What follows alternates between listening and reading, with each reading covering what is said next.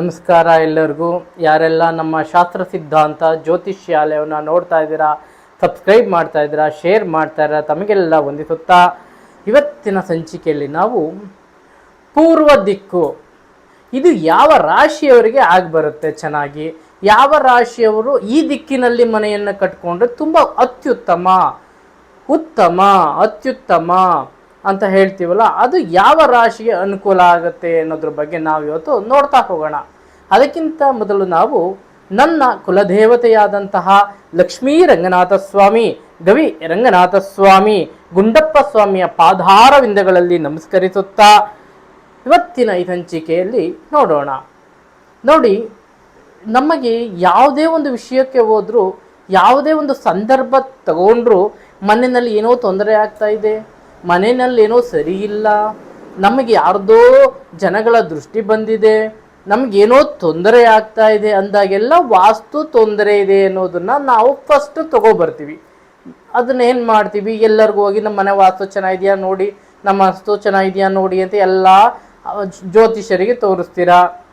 ನಿಮ್ಗೆ ಯಾರ್ಯಾರು ಗೊತ್ತಿರ್ತೋ ಅವ್ರಿಗೆಲ್ಲ ಕರ್ಕೊಬಂದು ನಮ್ಮ ಮನೆ ಕಟ್ಟಿದ್ದೀವಿ ನೋಡಿ, ವಾಸ್ತು ಕರೆಕ್ಟಾಗಿದೆಯಾ ನೋಡಿ ಅಂತ ಹೇಳ್ತೀರಾ. ಇದಕ್ಕೆ ನಿಮಗೆ ಗೊತ್ತಿರಬೇಕಾದಂಥ ಒಂದು ಸೂಕ್ಷ್ಮ ವಿಷಯ ಇಷ್ಟೇ. ನಿಮಗೆ ಏನಾದರೂ ಯಾವ ದಿಕ್ಕಿನಲ್ಲಿ ಯಾರು ಮನೆಯನ್ನು ಕಟ್ಟಿದರೆ ಉತ್ತಮ. ಇವತ್ತು ನಾವು ಸಿಂಪಲ್ ಆಗಿ ಸಿಂಹ ರಾಶಿಯವರ ಬಗ್ಗೆ ನೋಡೋಣ. ಸಿಂಹ ರಾಶಿಯವರು ಯಾವ ದಿಕ್ಕಿನಲ್ಲಿ ಮನೆಯನ್ನು ಕಟ್ಟಿದರೆ ಒಳ್ಳೆಯದು ಅಂತ ನಾವು ತಗೊಳ್ಳೋದಾದರೆ, ಸಿಂಹ ರಾಶಿಯವರು ಯಾವಾಗಲೂ ಪೂರ್ವ ದಿಕ್ಕು, ಏನಂತೀವಿ ಇದಕ್ಕೆ ಇಂಗ್ಲೀಷಲ್ಲಿ ಈಸ್ಟ್ ಫೇಸಿಂಗ್ ಅಂತ ಕರಿತೀವಿ. ಈಸ್ಟ್ ಫೇಸಿಂಗಲ್ಲಿ ಮನೆ ಕಟ್ಟುವುದರಿಂದ ಇವರಿಗೆ ಅತಿ ಹೆಚ್ಚು ಲಾಭ ಮತ್ತು ಇವರಿಗೆ ಆರೋಗ್ಯದ ಸಮಸ್ಯೆಗಳು ಕಮ್ಮಿ ಆಗುತ್ತೆ. ಆ ದಿಕ್ಕಿಗೆ ಕುಳಿತುಕೊಂಡು ಇವರು ಟ್ಯಾಬ್ಲೆಟ್ ಅಥವಾ ಮಾತ್ರೆ ಏನು ಹೇಳ್ತೀವಿ ನಾವು, ಅದನ್ನು ಗುಳಿಗೆಯನ್ನು ತೆಗೆದುಕೊಳ್ಳುವುದರಿಂದ ಇವರಿಗೆ ಕ್ರಮೇಣವಾಗಿ ಇವರ ಆರೋಗ್ಯದಲ್ಲಿ ಉತ್ತಮ ಒಂದು ಫಲಗಳು ದೊರಕುತ್ತಾ ಹೋಗುತ್ತದೆ. ಹಾಗಾಗಿ ಈ ಪೂರ್ವ ದಿಕ್ಕಿನಲ್ಲಿ ನೀವು ಯಾವಾಗಲೂ ರೆಡ್ಡನ್ನು ಯೂಸ್ ಮಾಡಿಬಿಡಿ. ಒಂದು ತಿಳ್ಕೊಳ್ಳಿ, ಪೂರ್ವ ದಿಕ್ಕು ಅಂದರೆ ಅದು ನಮಗೇನಾಗುತ್ತೆ, ಅದು ಆರೆಂಜ್ ಕಲರ್ನ ಬಿಂಬಿಸುತ್ತೆ.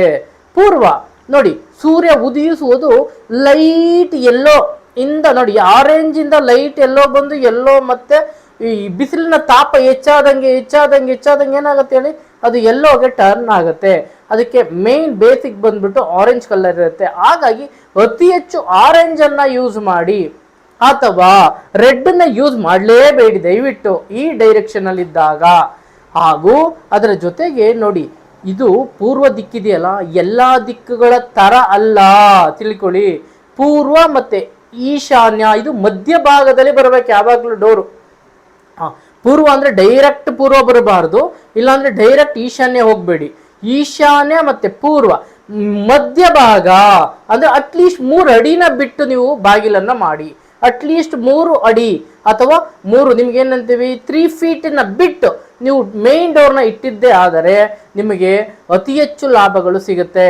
ಆ ಮನೆ ನಿಮಗೆ ಕಟ್ಟಿದಂತಹ ಮನೆ ನಿಮಗೆ ಯೋಗವನ್ನು ಕೂಡ ತಂದು ಕೊಡುತ್ತೆ, ಹಾಗೂ ನಿಮಗೆ ಅದೃಷ್ಟವನ್ನು ಕುಲಾಯಿಸುತ್ತೆ. ನಿಮ್ಮಲ್ಲಿ ಯಾವುದೇ ನಿಮಗೆ ಅಪಸ್ವರಗಳು ಬರುವುದಿಲ್ಲ, ನಿಮಗೆ ಯಾವುದೇ ತೊಂದರೆಗಳಾಗುವುದಿಲ್ಲ, ನಿಮಗೆಲ್ಲ ನಿಮ್ಮ ಸಂಬಂಧಿಕರು ನಿಮ್ಮ ಜೊತೆ ಚೆನ್ನಾಗಿರ್ತಾರೆ, ನಿಮ್ಮ ಶತ್ರು ಕೂಡ ನಿಮ್ಮ ಬಂಧುವಾಗಿಬಿಡ್ತಾನೆ. ಹಾಗಾಗಿ ಈ ದಿಕ್ಕು ಯಾವುದು, ಪೂರ್ವ ಈಸ್ಟ್ ಫೇಸಿಂಗು ತುಂಬ ಅದೃಷ್ಟದ ದಿಕ್ಕಿದು.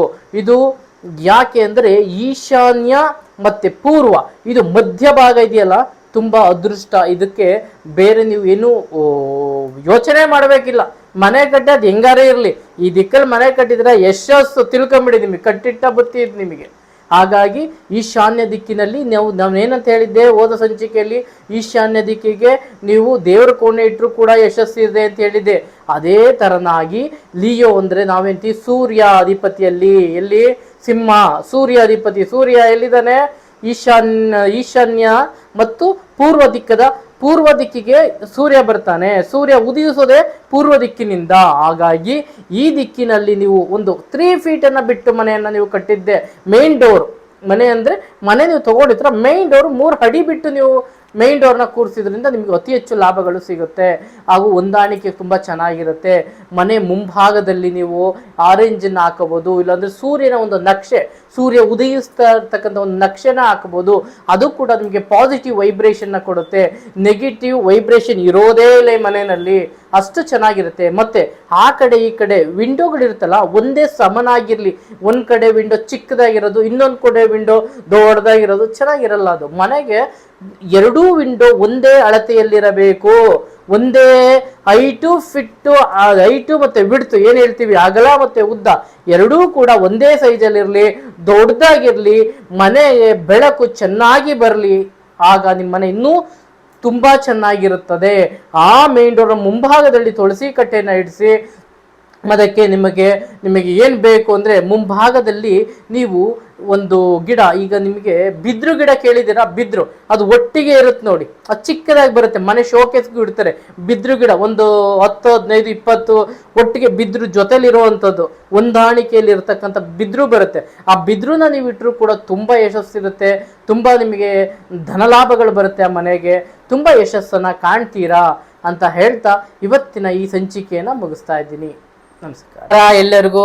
ಯಾರೆಲ್ಲ ನಮ್ಮ ಶಾಸ್ತ್ರ ಸಿದ್ಧಾಂತ ಜ್ಯೋತಿಷ್ಯ ಎಲ್ಲ ನೋಡ್ತಾ ಇದ್ದೀರೋ, ಸಬ್ಸ್ಕ್ರೈಬ್ ಮಾಡ್ತಾ ಇದ್ದೀರಾ, ಲೈಕ್ ಮಾಡ್ತಾ ಇದ್ದೀರಾ, ತಮಗೆಲ್ಲ ವಂದಿಸುತ್ತಾ ಮೊಟ್ಟ ಮೊದಲನೇದಾಗಿ ನಮ್ಮ ಕುಲದೇವರಾದ ಲಕ್ಷ್ಮೀ ರಂಗನಾಥ ಸ್ವಾಮಿ, ಗವಿ ರಂಗನಾಥ ಸ್ವಾಮಿ, ಗುಂಡಪ್ಪ ಸ್ವಾಮಿ ಪಾದಾರ ವಿಂದಗಳಲ್ಲಿ ನಮಿಸುತ್ತಾ ದಯಮಾಡಿ ಎಲ್ಲರೂ ಸಬ್ಸ್ಕ್ರೈಬ್ ಮತ್ತು ಲೈಕ್ ಮಾಡಿ ಅಂತ